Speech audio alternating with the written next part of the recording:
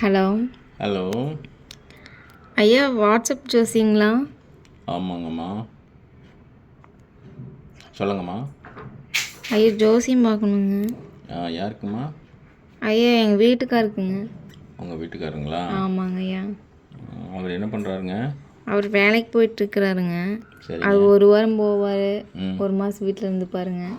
ஒரு வாரம் போய் ஒரு மாதம் வீட்டில் இருக்காருங்களா? ஆமாங்க ஐயா. சரி. இப்போ எதுக்கு அவருக்கு பார்க்கணுன்னு நினைக்கிறீங்க? அவர் ஒரு வேலைக்கு சேர்ந்தாருங்க ஐயா. சரிங்கம்மா. அந்த வேலை என்னமோ நல்லா சம்பாதிக்கலாம் அப்படி இப்படின்னு சொன்னாருங்க. சரிங்க. அப்புறம் பார்த்தா ஒரு மாதம் போயிட்டு அது என்னமோ என்னமோ 6000 தான் கொடுத்துருக்குறாங்க.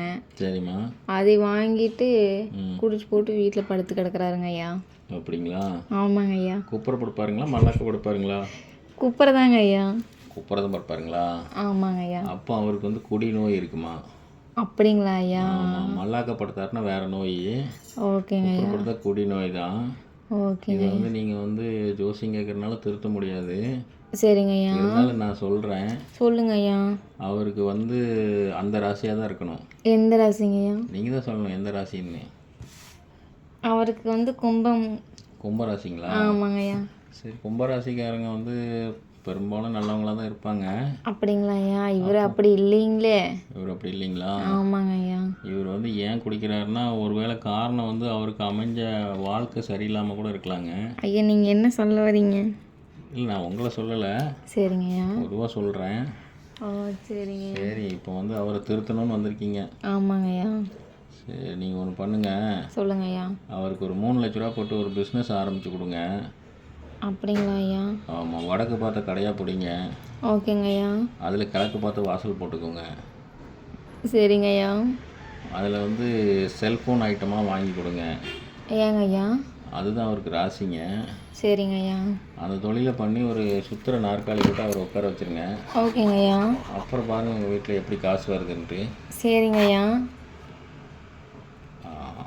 சரி, இப்போ ஒன்றும் பிரச்சனை இல்லை.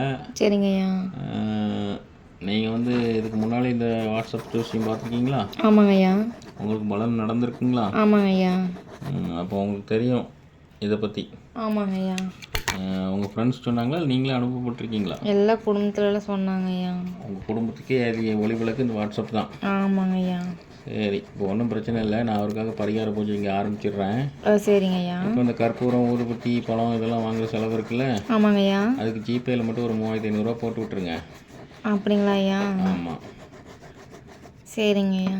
போட்டு விட்டிங்கன்னா நான் இன்றைக்கி சாயந்தரமே பூஜை ஆரம்பிச்சிடுவேன். சரிங்க ஐயா. நம்ம வந்து 3500 கோயிலுக்கு போய் தேங்காய் விற்றுருக்கோமா? ஓ, சரிங்க ஐயா. அதனால் உங்களுக்கு பிரச்சனையே இல்லை.